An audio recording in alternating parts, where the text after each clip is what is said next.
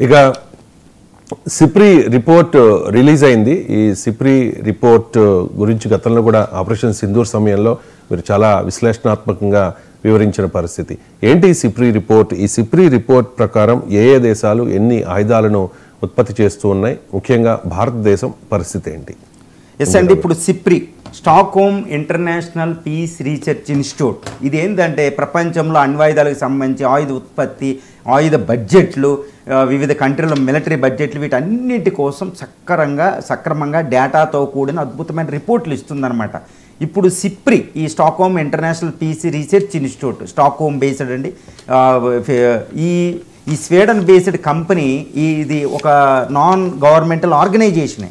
ఇది ఒక పెద్ద రిపోర్ట్ ఒకటి జారీ చేసింది. ఈ రిపోర్ట్ చాలా సంచలనమైన రిపోర్ట్ అనమాట, చాలా షాకింగ్ రిపోర్ట్ అనమాట. ఏంటి ఈ రిపోర్ట్ ఏంటంటే ప్రపంచంలో ఆయుధ ఉత్పత్తి గత సంవత్సరం ఎంత పెరిగింది అంటే 5.9% పెరిగిందంటే ప్రపంచ ఆయుధాల ఉత్పత్తి. ఎంతటి దారుణం అంటే అసలు ప్రపంచంలో ఆయుధాల ఉత్పత్తి పెరగడం ఏంటి, ఎకనామిక్ గ్రోత్ రేట్ పడిపోతుంది, ఎక్స్పోర్ట్ అవి విఫలం అవుతున్నాయి. ఈ సందర్భంలో ఆయుధాల ఉత్పత్తి పెరిగింది అంటే ప్రపంచ గ్రోత్ రేటు, ఇప్పుడు ప్రపంచ ఆర్థిక వృద్ధి రేటు కేవలం 2% దగ్గర ఉంటే ఆయుధాల ఉత్పత్తి గ్రోత్ రేటు 5.9% పెరిగింది. అంటే ఏం జరుగుతుంది?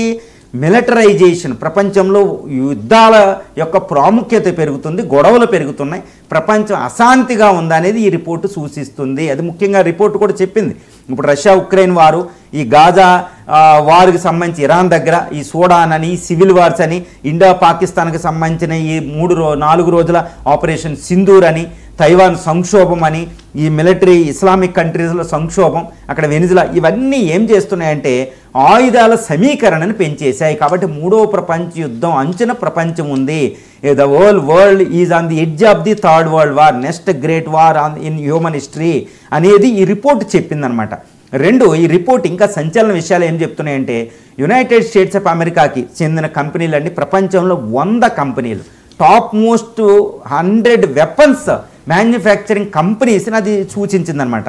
ఇందులో ఈ 100 వెపన్స్ మ్యానుఫ్యాక్చరింగ్ కంపెనీస్లో, ఆయుధ ఉత్పత్తి కంపెనీలో 3 కంపెనీలు ఇండియా నుంచి వచ్చినాయి. అవి ఏంటంటే ఒకటి హాల్ 44వ స్థానం వచ్చింది, హిందుస్థాన్ ఏరోనాటిక్స్ లిమిటెడ్. రెండవది ఏంటంటే BEL భారత్ ఎలక్ట్రానిక్స్ లిమిటెడ్ వచ్చిందండి. ఇక మూడోది ఏంటంటే Mazagon dock shipbuilding dockyard వచ్చింది, అది ముంబై బేస్డ్. ఇందులో మనకి పెద్ద నేవల్ షిప్స్, సబ్మెరైన్స్ అవి తయారవుతూ ఉంటాయి, స్కార్పియన్ బేస్డ్ సబ్మెరైన్స్. సో ఈ 3 కంపెనీలు టాప్ 100 అంటే ప్రపంచంలో 100 అతిపెద్ద కంపెనీల్లో భారతదేశం నుంచి కూడా 3 కంపెనీలు వచ్చినాయి. అది కూడా సూచించింది. ఇండియాలో ఆయుధ ఉత్పత్తి కూడా 8.2% పెరిగింది అని చెప్పింది. తర్వాత ఆయుధాల ఎక్స్పోర్ట్స్లో అమెరికా 43%తో ఉంది.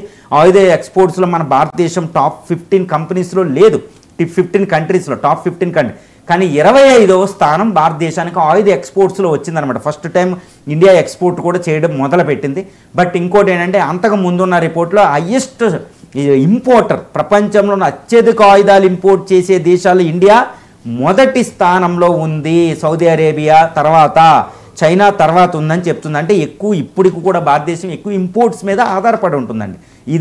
ఇది ఒక సంచలనమైన రిపోర్ట్. ఎందుకంటే ఆయుధాలు ఎక్కువ ఉత్పత్తి చేస్తున్నారు అంటే అశాంతి ప్రబలుంది అనేది ఒకటి.